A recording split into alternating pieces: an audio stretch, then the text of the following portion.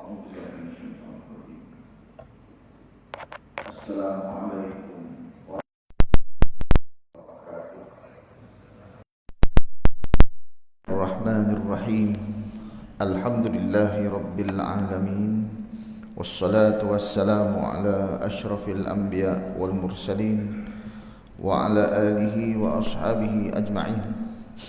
سبحانك لا علم لنا إلا ما علمتنا إنك أنت العليم الحكيم.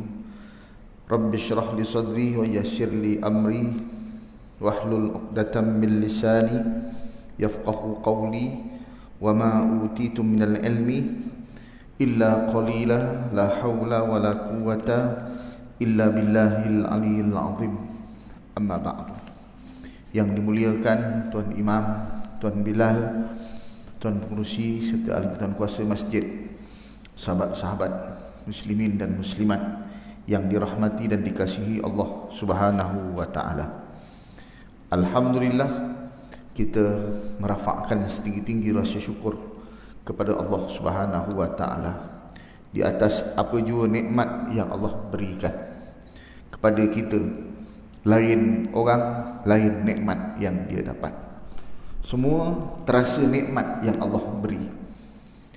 Satu sifat ataupun satu ibadat yang dituntut untuk kita lakukan, termasuk dalam kitab cabang-cabangan iman, 77 perkara, antara satunya yang menjadi cabangan iman itu dalam kitab Imam apa tu? Dalam kitab tu 77 cabang iman tu, Al-Baihaqi, Imam Baihaqi, Al-Qazwini, Asy-Syafi'i, antaranya ialah mendetili setiap nikmat dan bersyukur ke atasnya. Tu detail. Kena ingat satu nikmat yang Allah berikan kepada kita. Detail. Doa tak payah detail, umum sahaja. Ya Allah, aku jadikan anak aku anak yang soleh, dia kerja dekat-dekat sini je ya Allah, dapat kahwin dengan orang, tak payah detail. Kalau boleh bini dia tinggi sikit, anak aku rendah, ya Allah, tak payah. Doa biar umum. Ya Allah, kurniakan anakku anak yang soleh, berbakti dunia dan akhirat kepada aku ya Allah. Gitu, cukuplah. Tetapi nikmat yang Allah beri kena detail, satu. Sebagaimana doa, antara doa yang Nabi baca ketika Nabi SAW nak tidur. Apa doa Nabi nak tidur? Allahumma barik lana, Allahumma bukan, alhamdulillahilladzi at'amana wa saqana. Doa makan ke apa tu? Alhamdulillahilladzi at'amana wa saqana wa awana wa kafana. Ya Allah, bukan doa amal makan tu, doa nak tidur. Kita tahu makan ni, makan pun tak baca pun lepas doa.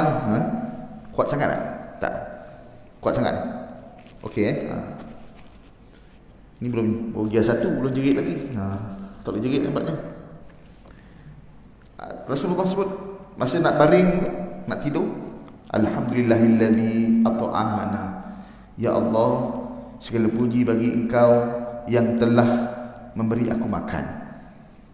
Bagi makan satu. Wasaqana, memberi aku minum. Satu-satu. Wa awana, memberikan aku tempat berteduh. Wa kafana, yang memberikan kecukupan bagi keperluan hidup aku siang tadi. Wa kam mimman, betapa ramai orang-orang yang tidak dapat tidak dapat kecukupan dan tidak dapat mu'wi. Mu'wi ni tempat berteduh. Betapa ramai ya Allah yang Engkau tidak cukupkan keperluan hariannya dan Engkau tak dapatkan tempat dia berteduh. Aku dapat. minum dapat, makan dapat, tempat tinggal dapat, keperluan cukup, semua ada.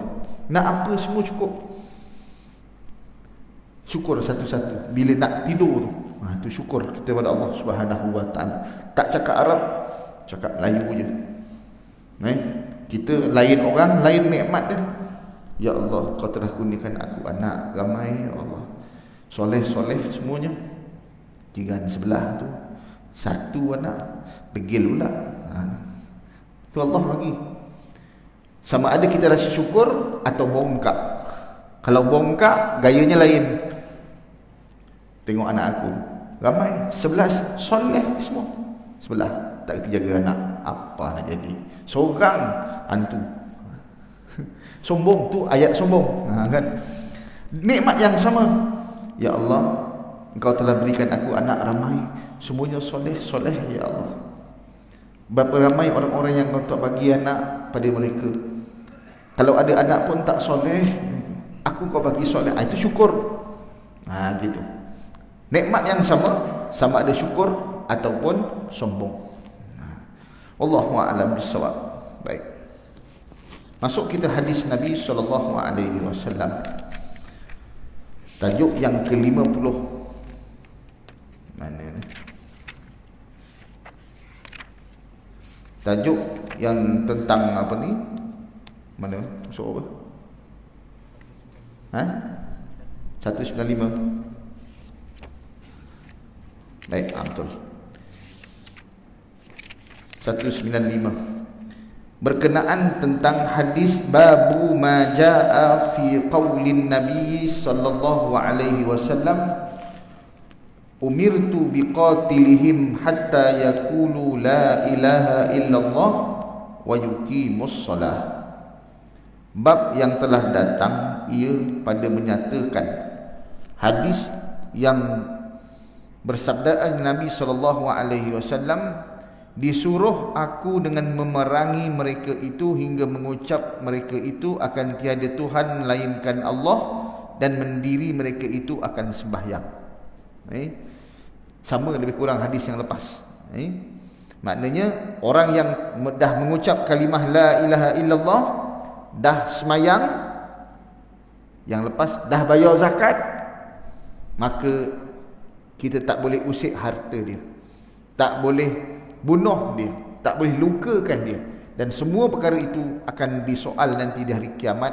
Kalau kita ambil harta mereka tak tanpa sebab, ataupun mengapa-apakan diri mereka, bunuh mereka tanpa sebab. Kalau sebab ada, tak apa. Contoh dia membunuh orang, kita bunuh dia. Dia belasah orang, kita belasah dia. Itu boleh. Itu pun ada hak-hak yang tertentu. Baik.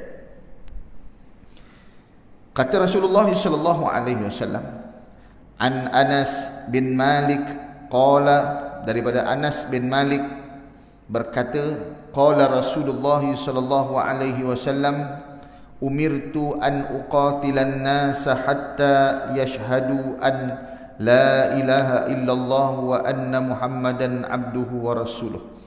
Kata Nabi Rasulullah sallallahu alaihi wasallam, sesungguhnya aku disuruh. Siapa yang suruh? Allah. Aku disuruh untuk memerangi manusia. Serang manusia, semua kena serang.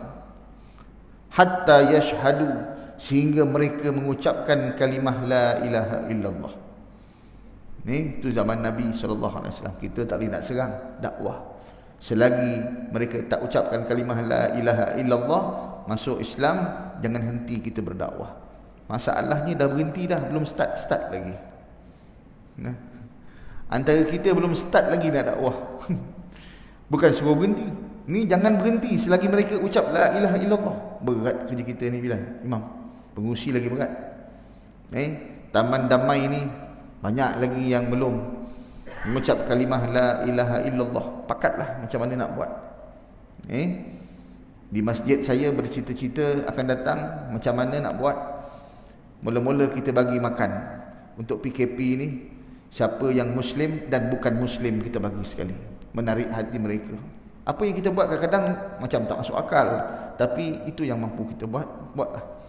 Kemudian nanti kita nak buka kelas untuk apa ni, cita-cita lah, untuk orang-orang yang baru masuk Islam ni, banner yang kita buat insya-Allah kursus ataupun kelas untuk saudara baru dan yang baru ingin mengenali Islam. Kafir pun tak apa datang. Dia nak ingin kenal Islam, tak apa datang. Tapi terhadlah macam mana dalam keadaan PKP ni kita buat. Jadi supaya apa? Satu, kita nak jadi asbab mereka dapat hidayah. Dan yang lebih penting, nanti kalau Allah tanya Tuan Pengerusi, Cik Roslan, kau buat apa?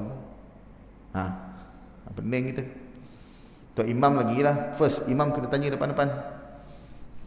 Saya dah lepas, saya Pulau Indah. Ni betul-betul Allah tanya. Cik Roslan sebagai pengurusi kena tanya, apa yang kamu buat dekat Taman Damai Jaya di masjid? Sebagai bapa, apa yang kamu buat? Sebagai atuk, semua tanya. Jadi kita ketua. Kalau ketua kat pejabat, apa yang kita buat? Apa yang dakwah yang kita dah buat pada orang-orang di bawah kita yang belum Islam? Kena juga. Sikit tak banyak.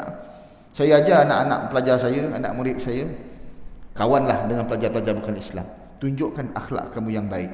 Kalau kamu nak cakap dia masuk Islam kan, kamu tak reti, makin dia pening kepala. Kamu tunjukkan akhlak yang baik. Kawan dengan dia. Baca bismillah, bismillahirrahmanirrahim. Baca. Kalau boleh kawan dengan orang-orang bukan Islam yang kurang upaya ataupun kurang keuangannya, belanja dia makan. Tarik hati dia. Gitu. Tak payah cakap banyak-banyak. Tunjukkan kebaikan saja. Niat di dalam hati untuk baik. Yang penting ada buat kerja.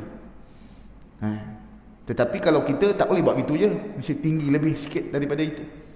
Wallahu a'lam bissawab. Jadi aku disuruh Allah untuk memerangi seluruh manusia sehingga mereka ucap yashhadu an la ilaha illallah wa anna muhammadar rasulullah, sehingga mereka mengucap dua kalimah syahadah. Ucapnya tipu ke tak tipu ke tu hal lain. Yang penting dia mengucap, sehingga dia mengucap kalimah la ilaha illallah muhammadur rasulullah, wa ayyastakbilu qiblatana, dan mereka menghadap kiblat yang kita hadap sekarang ini. Jangan mengucap je tapi ngadap Baitul Muqaddis, tak nak. Dia nak ngadap Kaabah. Maksudnya semayang dia sama dengan kita. Hadapnya sama dengan kita.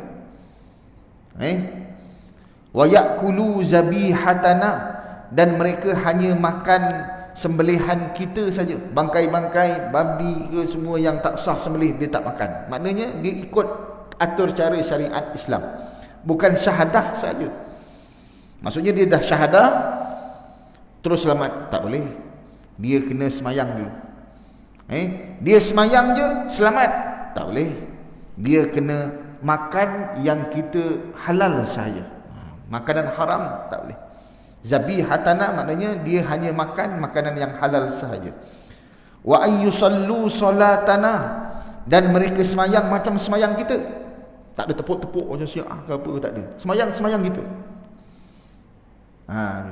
Ni semayang lain macam kau tengok orang ni semayang, tak nak. Semayang macam semayang kita, makan macam makan kita, kiblat kita. Fa iza fa'alu zalik, bila mereka buat itu semua, mereka buat, saya tak baca terjemahan, baca terus.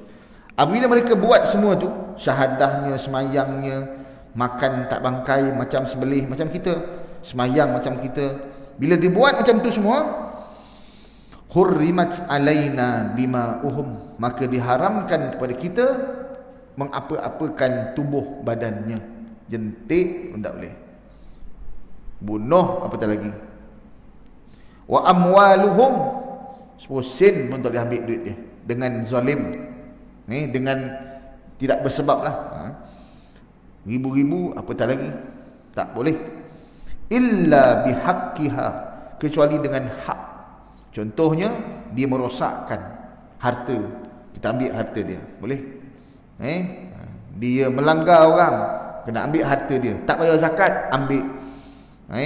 Hukum qisas, boleh. Ada sebab, boleh. Illa bihaqqiha lahum ma lil muslimin wa alaihim ma alal muslimin. Apa yang pada kita tak boleh buat, maka dia pun tak boleh buat. Apa yang kita boleh buat, wajib pada kita, wajiblah pada dia. Sama, dia adalah saudara kita. Asyhadu an la ilaha illallah wa asyhadu anna Muhammadar Rasulullah. Yang penting lepas syahadah, ajar dia apa? Semayang dulu. Jangan sunat tu. Sunat. Jangan itu sunat, sabar. Ni masih nak nyunat orang je kerja dia. Sabar. Lepas syahadah, ajar semayang, mandi. Mandi wajib kalau dia dah besar. Masuk Islam tidak wajib, mandi wajib. Tidak ada mandi masuk Islam. Tetapi kalau disunat saja mandi masuk Islam ni.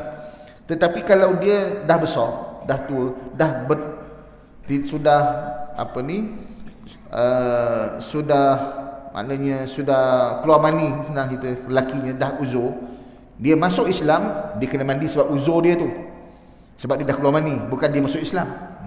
Kalau dia budak kecil 4 tahun, 5 tahun, belum uzur, belum apa, maka dia tak payah mandi, sunat je mandi. Jadi mandi dia tu wajib kerana dia telah uzur.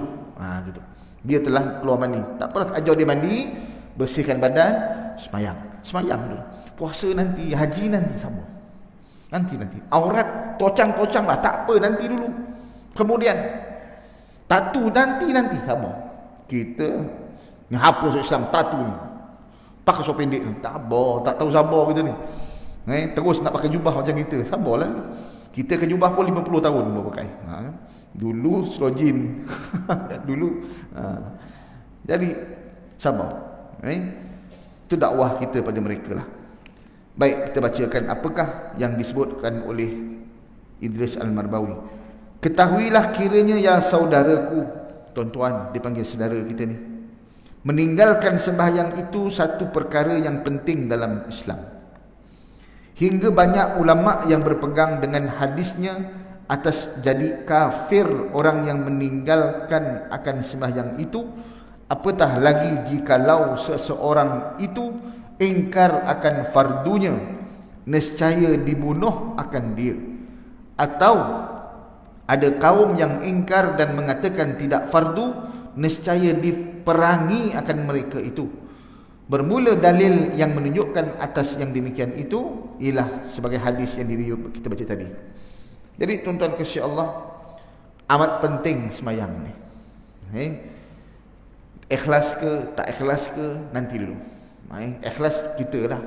Tapi kalau yang baru masuk Islam tu, sembahyang ni anak-anak apatah lagi waktu sekarang. Bapa dan ibu bertanggungjawab 100% untuk anak solat tak solat.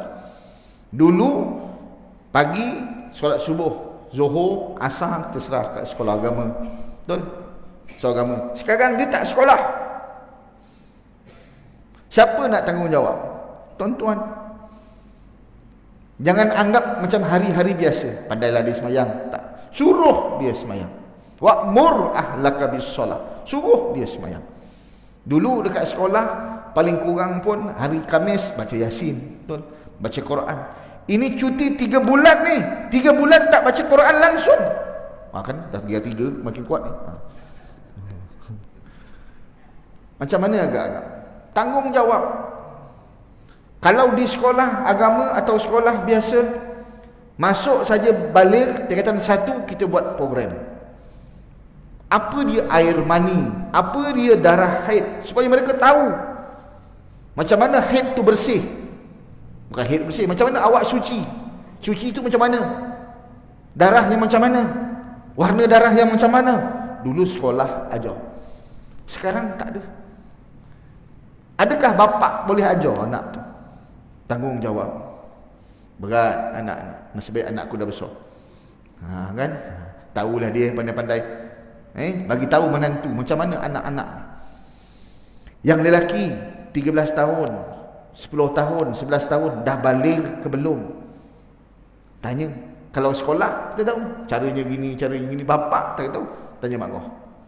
Mak keluar mandi ni mak, tanya bapak kau. Mana? Mak dah malu, tanya bapak kau. Kita tanya garang macam biasa. Kau buat apa sampai keluar mandi ni? Terperanjat budak tu, tak tanya lagi dah. Tanya. Dah wajib semayang ni macam mana? Kena ajar satu-satu. Tanggungjawab mak bapak. Cikgu relax. Tapi kalau tak tahu, call ustaz tempat mana anak-anak tuan-tuan belajar tu, call ustaz dia. Tanya, anak saya ni macam lain macam ustaz, dah 13. Rasanya keluar darah, saya pun tak pasti ustaz macam mana. Cakap, tanya. Tu tanggungjawab ustaz untuk menjawab. Kat sekolah dia kena ajar. Baik. Jadi tuan-tuan, ke soal tu sembahyang. Kalau nak kata saya soalan, apa syarat wajib sembahyang?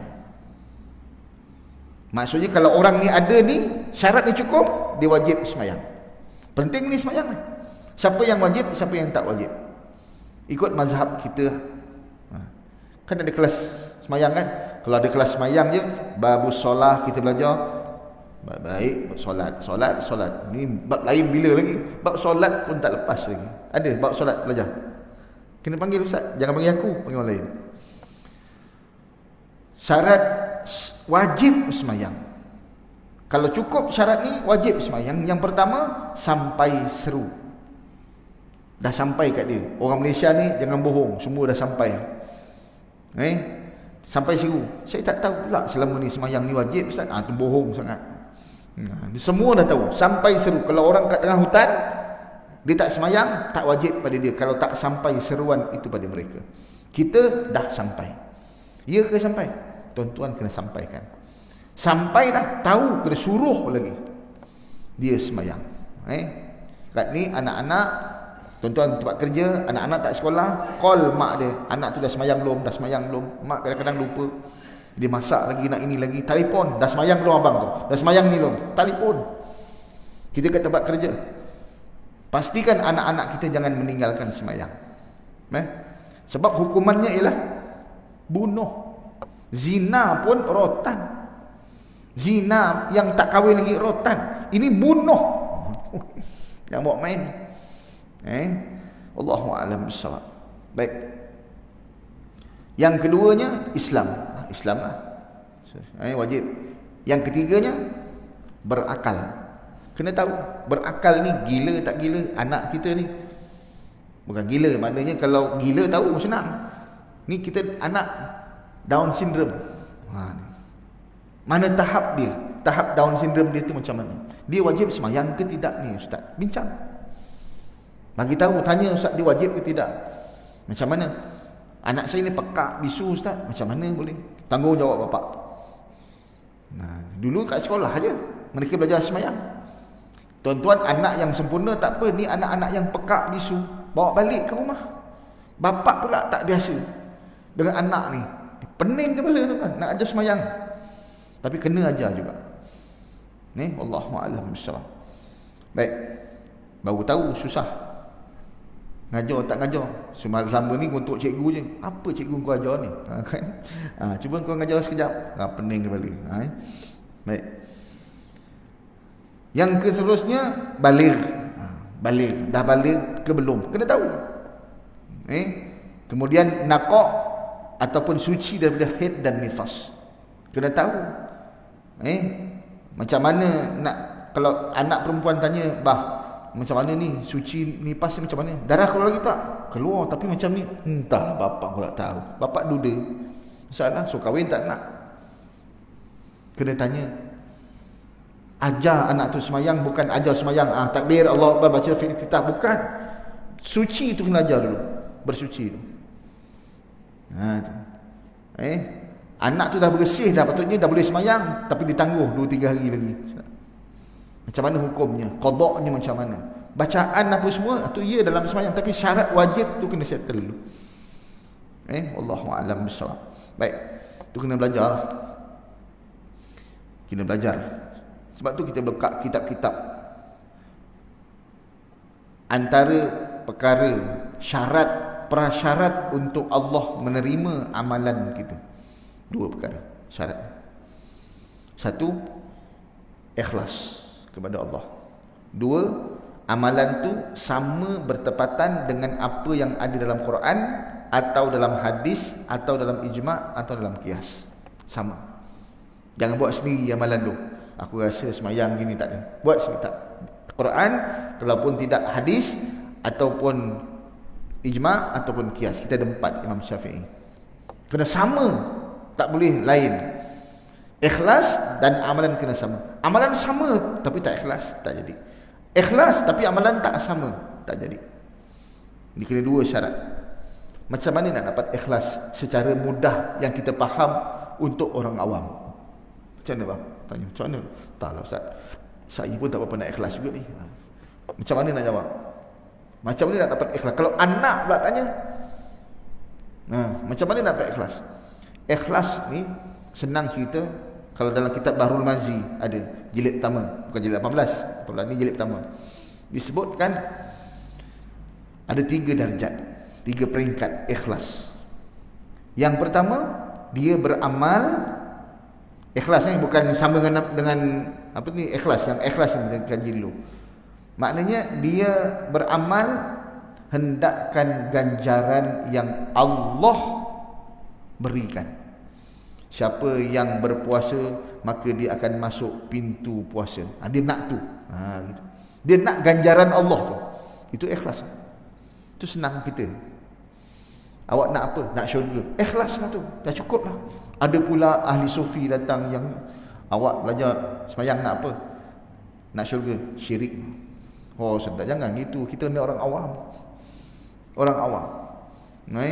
Jadi awak nak apa? Semayang. Contohnya amalan. Siapa pergi haji, maka akan dapat pembersihan total. Dia punya bersih dosa, seperti bayi baru dilahirkan. Itu yang Nabi sebut. Dia nak tu. Kau pergi haji kenapa? Aku nak sucikan bersih dosa. Allah wajibkan. Siapa yang tak pergi haji, mati dalam keadaan Yahudi dan Nasara. Dia takut tu. Tu darjat yang pertama, dia nak ganjaran. Macam kita semayang apa ni, baca la ilaha illallah wa la syarikalah lahul mulku wa lahul hamdu wa huwa ala kulli syai'in qadir. Rasulullah sebut siapa yang baca 10 kali waktu subuh, maka dia akan dapat pahala seperti mana ganjaran pahala membebaskan 4 orang hamba. Dia nak tu. Jadi itulah ikhlas. Tangga pertama orang awam. Macam mana nak tahu amalan ini dapat ini? Kena duduk majlis ilmu. Betul tak?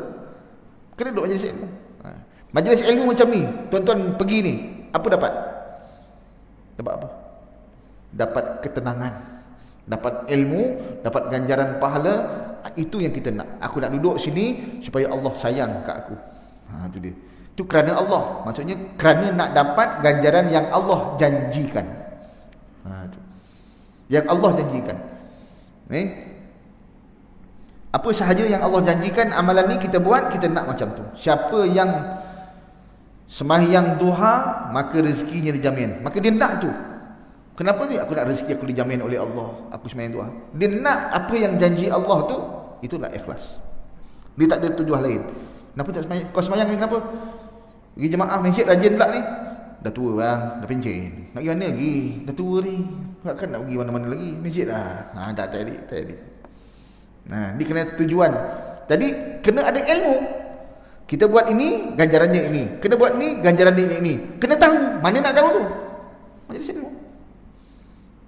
Baru kita tahu, baru kita buat. Itu pentingnya orang yang ada ilmu dengan tak ada ilmu. Kan beza. Kenapa awak buat ni? Sebab Allah nak bagi ini. Itu dia. Kenapa awak tinggal ini? Sebab Allah nak bagi ini. Kenapa sedekah? Kenapa sedekah? Tuan-tuan sedekah. Bagi masuk keluar duit, masuk duit. Kan kita pernah cari duit. Nak nunjuk-nunjuk? Tak. Orang bagi, kan aku tak bagi. Sorong depan mata pula. Bagilah.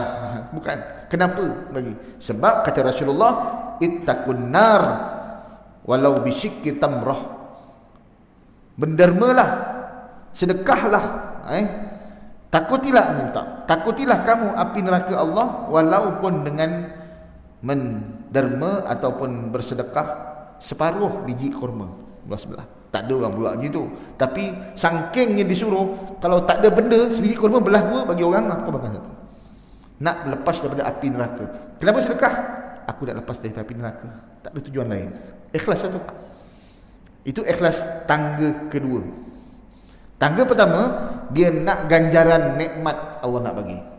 Tangga kedua ikhlas, dia buat kerana dia nak lepas daripada ancaman yang Allah bagi. Dua contohlah orang yang semayang. abang semayang kenapa? Sebab nak syurga Ustaz. Siapa yang semayang dia akan masuk dalam syurga. Itu kunci syurga. Ikhlas. Imam kenapa semayang? Tak semayang masuk neraka Ustaz. Aku takut neraka. Tahap 2, tak maaf. Bagi orang tua tahap 2. Orang dah lagi. Imam dah tahap tinggi lagi. Nampak? Kan ada beza.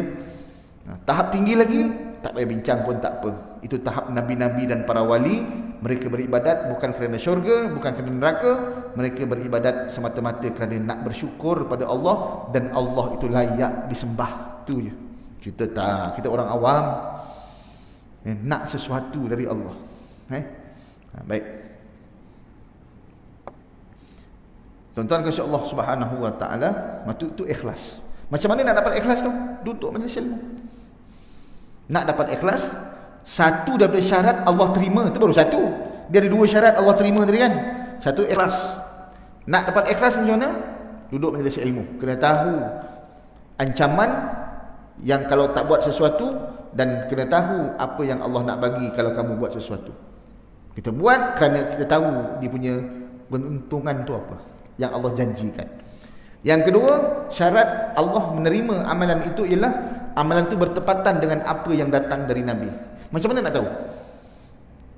Majlis ilmu juga. Haram ke, halal ke, wajib ke, sunnah ke? Semayang ba'diyah ni, ba'diyah, qabliyah, asar ada tak? Ada rasa. Main rasa-rasa asar, Allahu Akbar, syurga aku. Tak pergi majlis ilmu, semayang asar, semayang ba'diyah. Tak ada majlis ilmu. Duduklah majlis ilmu, baru dapat. Itu baru bab semayang.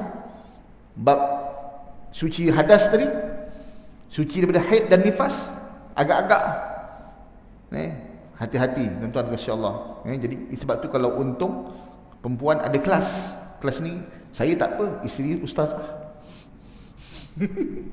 Senang ni, dia pun tahu selesaikan cara anak-anak perempuan yang kita ni boleh ajar. Sombong, ada kelas helwa di masjid sekian, ustazah sekian menceritakan tentang haid. Tak apa, aku boleh ajar. Bila kau nak ajar? Saya pun tak pernah ajar bini saya. Tak sempat nak ajar. Bila bual, cerita lain. Mana cerita haid. Jadi tuan-tuan, bagi kelas. Sekarang ni dah tak boleh buat kelas. Sabar dulu. Sekejap lagi ada buat kelas, panggil ustazah. Datang, panggil. Biar dia cerita tentang dia sendiri, darah macam mana, dia macam mana. Kalau Sawi ceritakan, perempuan lagi, dia malu. Saya tak malu cerita. Malu ustaz cerita. Saya tak malu cerita. Cerita betul-betul darah, warna-warna darah kena tahu. Ni nak semayang tadi ni. Sebab semayang sangat penting. Ini belum takbir lagi. Allahu Akbar. Saya cadangkan tuan-tuan semak cara anak-anak semayang. Inilah peluangnya. Duduk kat rumah 3 bulan ni tuan-tuan. Bukannya sekejap.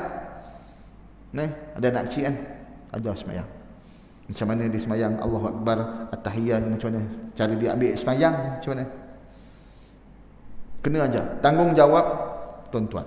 Dulu masa di sekolah, saya kena cek. Kau siapa? Kau macam tak pernah ambil semayang je. Kau semayang tak rumah? Tak Ustaz. Bapak kau? Sama juga. Cek satu. Bapak pun tak semayang. Tu cek semua. Ni tak ada. Siapa nak ajar?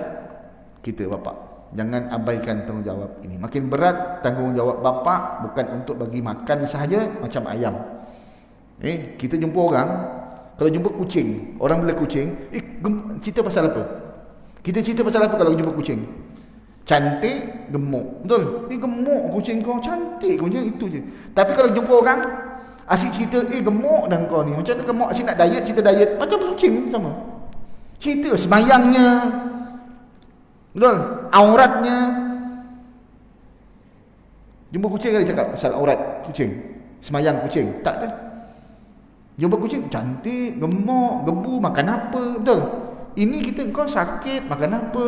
Gebu kulit kau, makan apa? Diet macam mana? Itu je cerita. Tak jadi. Macam kucing tu. Cerita pasal lain, semayang dan sebagainya. Wallahualam. Baik. Habis. Lain macam cerita ini. Jadi dia kata apa lagi? Saya terus ke bawah. Hadis sudah baca tadi. Qala Rasulullah sallallahu alaihi wasallam, umirtu an uqatilan nasa hatta yashhadu an la ilaha illallah wa anna Muhammadan abduhu wa rasuluh. Aku disuruh perintah oleh Allah untuk serang orang semua orang sehingga mereka mengucapkan kalimah la ilaha illallah Muhammad Rasulullah. Kita kena cubalah seorang. Bukan syaratnya dia masuk Islam, tak. Syaratnya kita dah bagi tahu belum, tu je. Dakwahnya ada dua syarat dia. Rukun dakwah dua. Yang pertama, buat kerja fizikalnya di siang hari, malam bermunajat kepada Allah, tawakal kepada Allah. Betul? Kan dalam surat kita dah siang hari, yang kita mampu buat apa?